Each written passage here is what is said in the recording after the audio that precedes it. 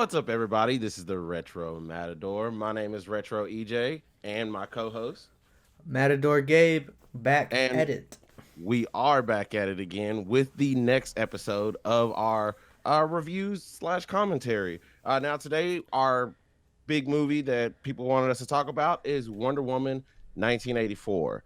Now, it was directed by Patty Jenkins and also written by Patty Jenkins and Jeff Johns, who is the CEO currently right now of DC Comics. Also produced by Zack Snyder. Now, we do have Gal Gadot, Chris Pine, Kristen Wiig, and our boy Pedro Pascal. This is the way.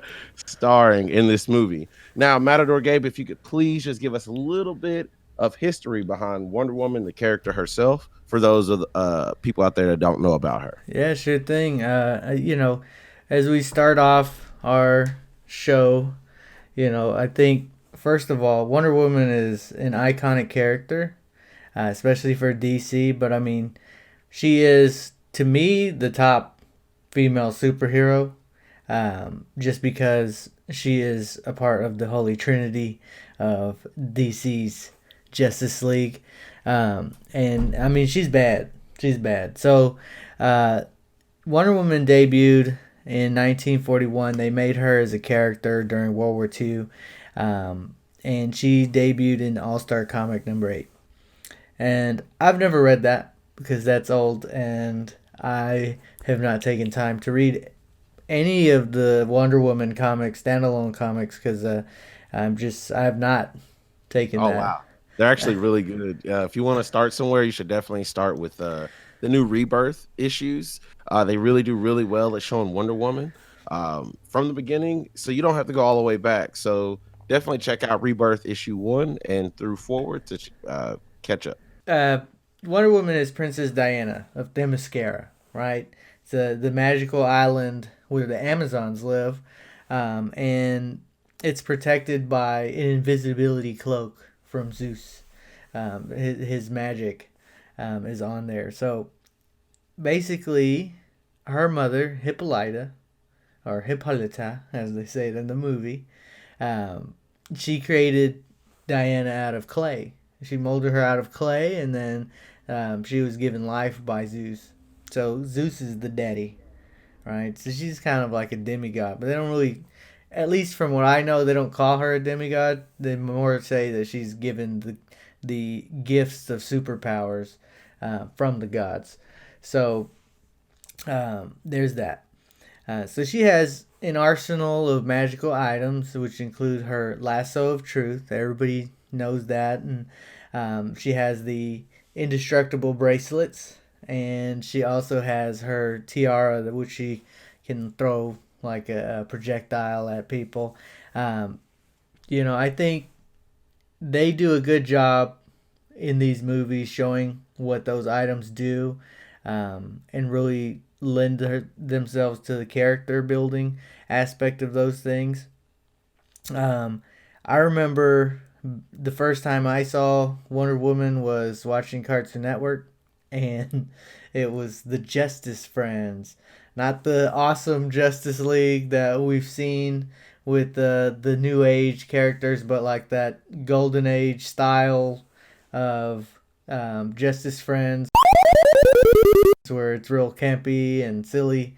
Super Uh, Friends. there you go. Super Friends. Justice Friends is the Dexter's Lab one. You're right. That's better. That is Super Friends. Good catch. Yeah, so Super Friends, you got to see like uh, the invisible jet and stuff like that. So yeah, it was my first experience with the character, but Justice League when that came out, that was just like a whole Oh, new just cartoon. That was the like the great, animated. yeah, Yeah, that the animated Justice League and Justice League Unlimited is hands down probably the greatest animation to get children into the Justice League, and you can still watch it as an adult to this day.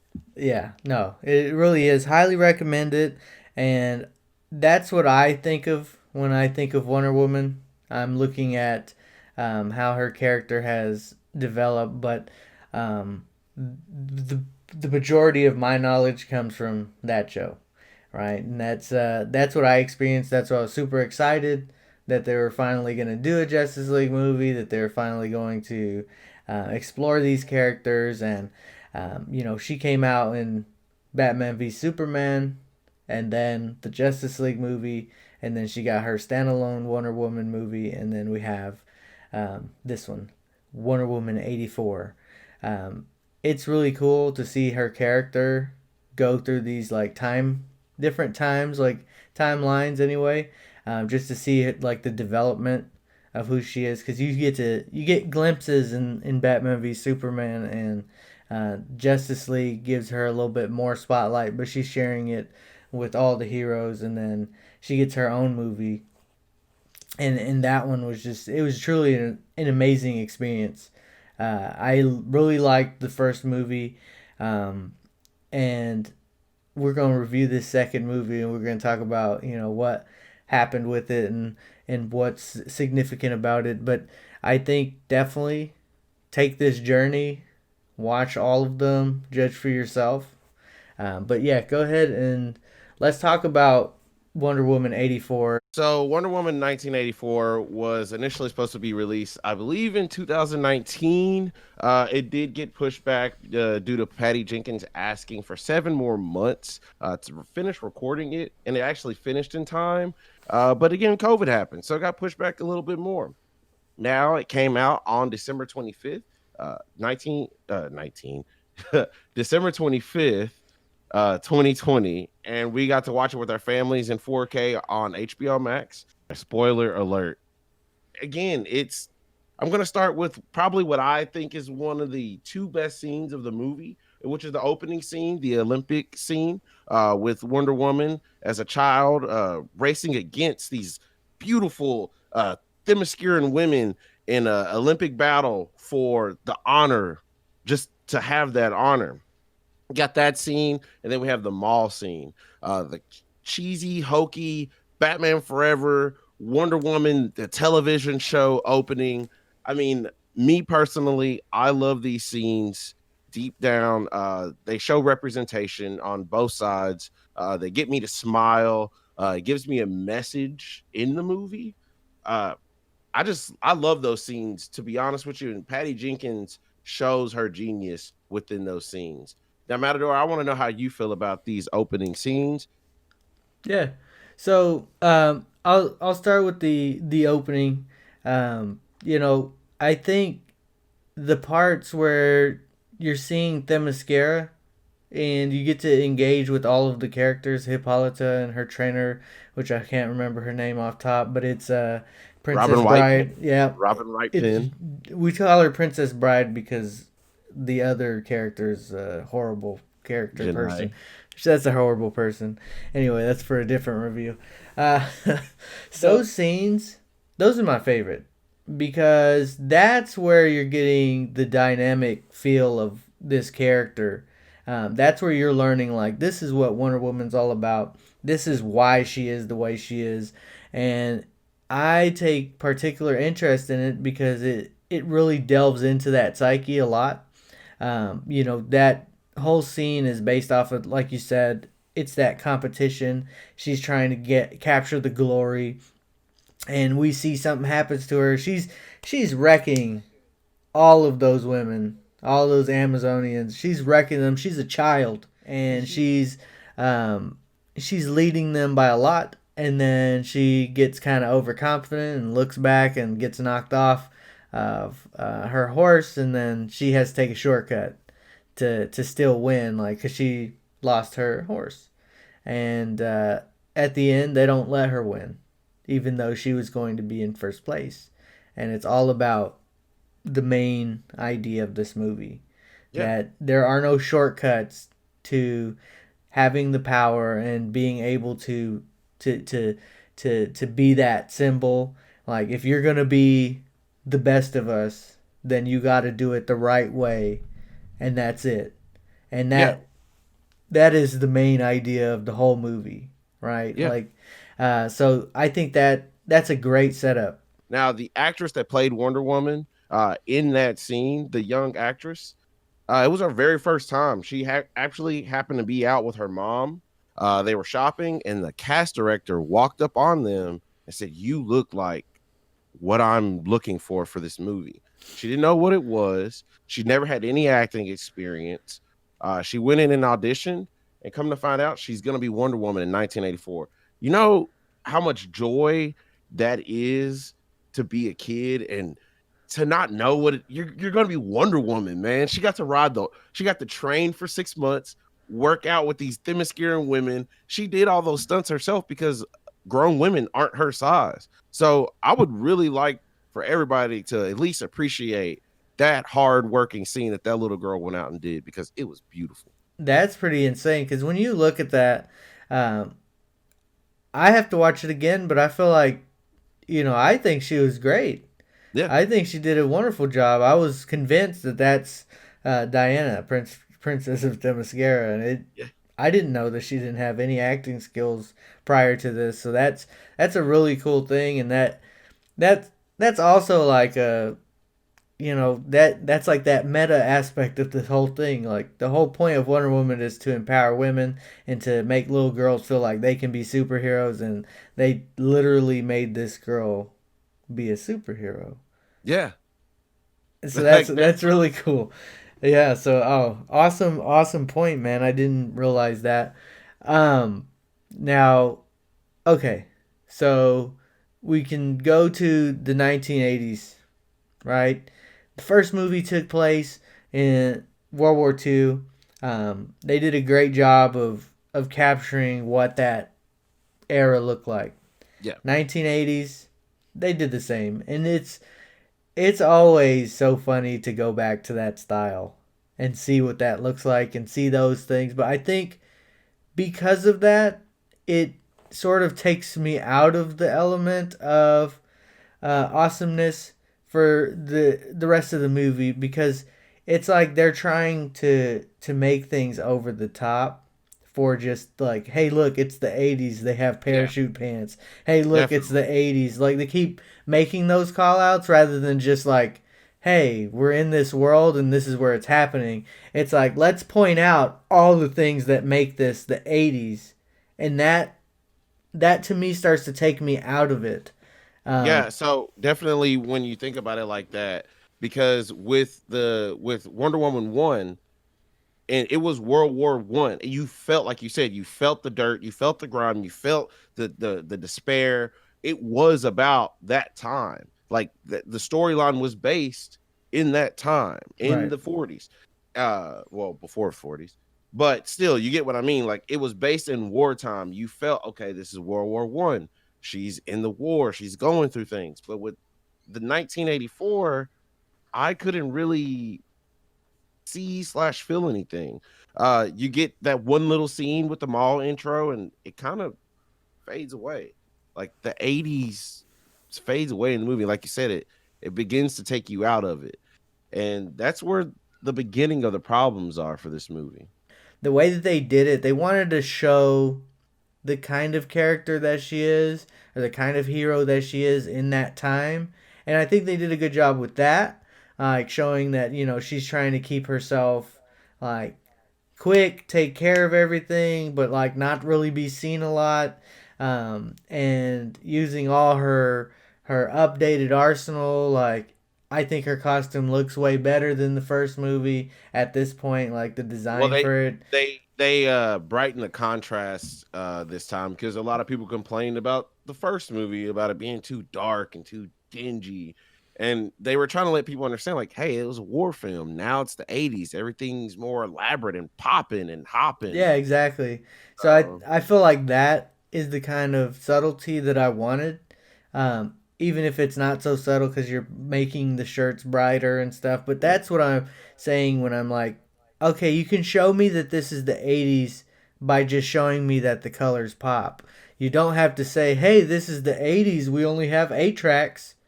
Like yeah. that kind of stuff like just takes me out of it. And this scene was good, but that's my point. But I do want to like talk about the MacGuffin of the film, and what people don't really like is the Dreamstone, which adds a lot to the movie. Now it is to go on to say the Dreamstone sucks. Okay, this is where the movie really starts to take a downfall. Really, what's going on is the villain of the film wants the wishing stone. He wants to become the wishing stone. We'll get more to the villain later, but the rules of the wishing stone really fell off, especially towards the third act. Again, I enjoy a lot of parts of this movie, but the third act and the wishing stone overall, yes, was a bust and a flop. Um, it didn't hold up. It didn't hold up. And how do you feel about the wishing stone and how they approached it and just everything about it? It's kind of disappointing to me that it's the catalyst of the movie, right? The whole point of the movie is like it's surrounded by this wishing stone, and the main character, the main villain, Pedro Pascal, is he's playing it, um, and he's just trying to get this stone so he can keep getting power and being more powerful. And you realize first when they first make their wishes that it does have the power to give you a wish, but as soon as um, as soon as Pedro Pascal started bleeding, I knew that it was the monkey's paw. Yeah, the monkey I paw effect. Yeah. I I Well, I well, didn't know actually, that ahead well, of actually, them saying it because they do say that. well, Um, actually, you see it in the scene where the guy walks up and says, "Hey, I wish I had a coffee." And he gets the coffee, and as soon as someone comes in, gives him a coffee. As soon as he gets the coffee, he goes, "Hey," and he drinks it, and he goes, "Ah, hot." As soon as he oh walks off. man, I didn't even catch that, and I watched it again and tried to see if there was a negative for that scene, and I didn't really even pay attention to him saying that. So that's a good catch. I didn't realize until I saw, like I said, um, I saw the villain start Maxwell Lord start bleeding, and then I realized, okay, this is the monkey's paw. They're gonna make wishes, and then but it's also gonna take a toll. No wish comes without the toll, so you're gonna pay it.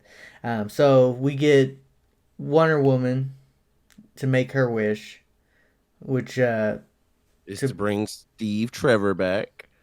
yeah Um, but her effect is losing her powers. She's slowly losing her powers. She's not invulnerable like she used to be. Now she's taking bullets and actually bleeding and feeling a little bit weak, like she can't break locks off a door. She can't really run as fast as she used to. The monkey's paw effect is real strong in this one for Diana, right because again, her love for Steve was so strong. So that's why I personally feel the effect hit so hard for her. Yes, it yeah is the monkey's paw effect, but it's how strong her love was for Steve, which made it drain her powers faster. Uh, yeah and that's just my thought. yeah, and I actually like that aspect. Like the stone itself, like you said, is a letdown, and that's because there's no real rules for it, right? Like it doesn't make sense that he can wish to become the stone, and then all of a sudden he can basically make up what the toll is for everybody who uses it. Yeah, that Like doesn't make I sense. didn't know that that could happen. They should have done a better job to explain that. They should have done a better job explaining more about the god that created the stone, because they get into it and say, "Oh, well, this god created it and he's this." But they really didn't get into like, how he used the stone, how the stone's effects work. Like you just kind of watch it and it doesn't really make sense. And then it gets even more cheesy. Like he has to get people to touch him, and then the worst possible part of this movie to me was the idea that the satellite is touching him. Well, actually, I have a defense for that because I felt the same way. A lot of people were upset about the third act of how the satellites again. If you uh, Maxwell Lord goes to the president of the United States, gets him to give him all the power. But not only that, the president tells Maxwell that there's a satellite that could technically reach out to every screen and every person, which would touch them. because Maxwell wants to touch everybody to get more power. He wants everyone to wish more. So the more we wish, the more power he gets. Now, I do want to talk about that scene. A lot of people have a lot of arguments about it and are like, that's stupid. How does it work? But right before Maxwell went on camera, there was a lieutenant and he asked him, don't you wish this would work for me?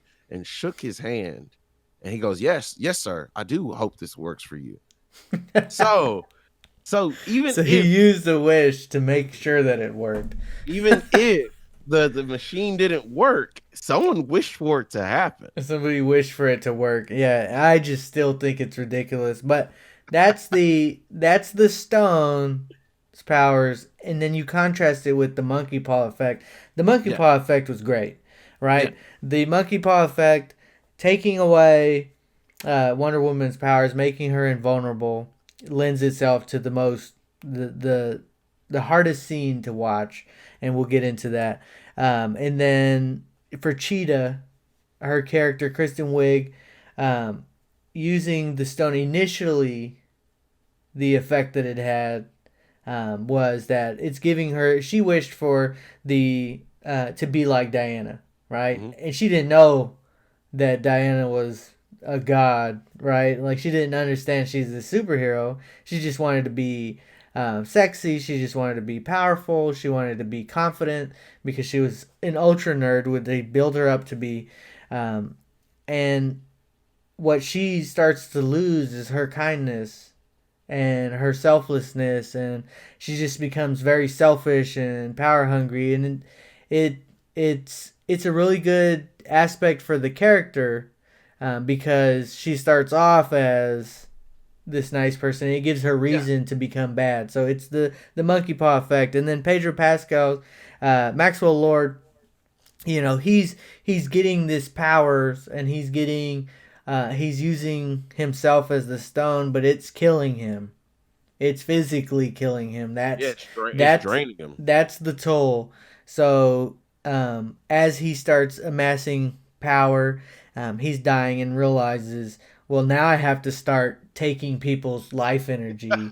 Like Hey, as low key, that's thug though. Like, it's crazy, but hey, yeah, that's thug, bro. no, I think that was genius, and I feel like it definitely parallels to real life. Yeah. The more power these people get as they become powerful in society, they get that power and start draining the people under them to stay that powerful, and that really worked. But it's hard because the way that the stone works itself takes away. So it's like here's a lot of good, and then that same thing is a lot of bad because Yeah. it's not. It's just not cohesive together. But I think that ultimately, it does its job to be able to develop the characters, and I'm good with that. I just don't like the way it was used. It's a MacGuffin, and a lot of people don't like how some MacGuffins are used, which I understand. Now we're going to use this to transition into over to Pedro Pascal's character, Maxwell Overlord, which is a huge difference from the comics. Maxwell's a billionaire in the comics. He's a playboy. He has mind manipulation powers, kind of like Gorilla Grodd, and his powers worked kind of the same like they did in the comics. How he just kind of commands and controls people to do whatever they want. But I liked what they did with Maxwell in this. Maxwell's normally an asshole, but he's not in this. He is, but he's just trying to be the best that he can be. You know what I mean?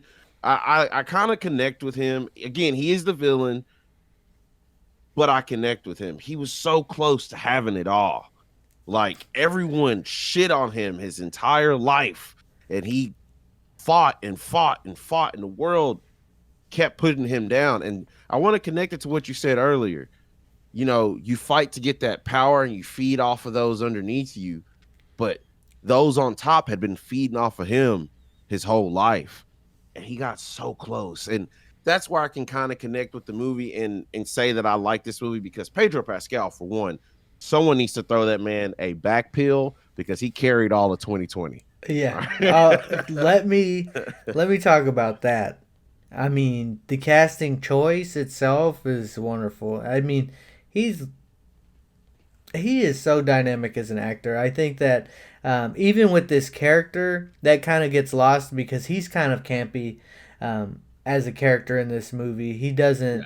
It's not as much emotional driving like it is when he's even wearing the mask on Mandalorian. Like Do you think he so? has more expression as the Mando than he does there on this movie because everything's just real like he's excited all the time because he's playing that salesman. He's playing that salesman, and that's all you get. So it's not like a range, and you're not There's getting that. there is a range now. There are two scenes with okay. You do get the salesman up front, but you do get the two scenes with his son. You get the So first one where Simon Stagg calls him a loser, and he's like, he's a loser. And then you get the parallel of the end of him telling his son, I am that loser. I am the bad guy. Like yeah, you get that you get two different parallels from Maxwell in the movie. It just you get like you said, you get the Carlton con man most of the movie. yeah. I think it's just because it's the majority of it that there's just not a lot of it. I Yeah. get it. He does have the redemption scene, kind of, and you get the backstory of how why he's kind of looking for this power, but it takes too long to me to explain that because in Okay. the beginning I'm like, well, why does he want the wishing stone? Well, why does he want all this power? Why does he need to do this? What's his motivation? What's his end game? What is he trying to accomplish at the end of the day? Like Okay. you're just gonna keep getting power, but what's it for? What are Yeah. you trying to do? Like this is like having a 007 movie and they build the GoldenEye satellite, but like there's no reason why you did it. You're just like, oh, I, we're gonna have this. We're gonna hold you hostage, but we're not gonna ask for the money. We're not gonna ask well, for the power. We're not gonna ask for this other stuff. Like it's just I want all this power, but what's it for? What are you gonna do with it? well, I understand where you come from on that as well. They do actually kind of give you his end game at the end of the movie. It's not an end game. It's why he's doing it, but it doesn't sit right. It's just real quick flashbacks of his life and how his father abused him and people made fun of him and pretty much like, you know, trying to pick himself up, start his company, have a family, and that doesn't go well. You know, as we love DC, and what does the Joker say? It takes one bad day. It takes one bad day, and you'll be just like me. What did it cost? Everything.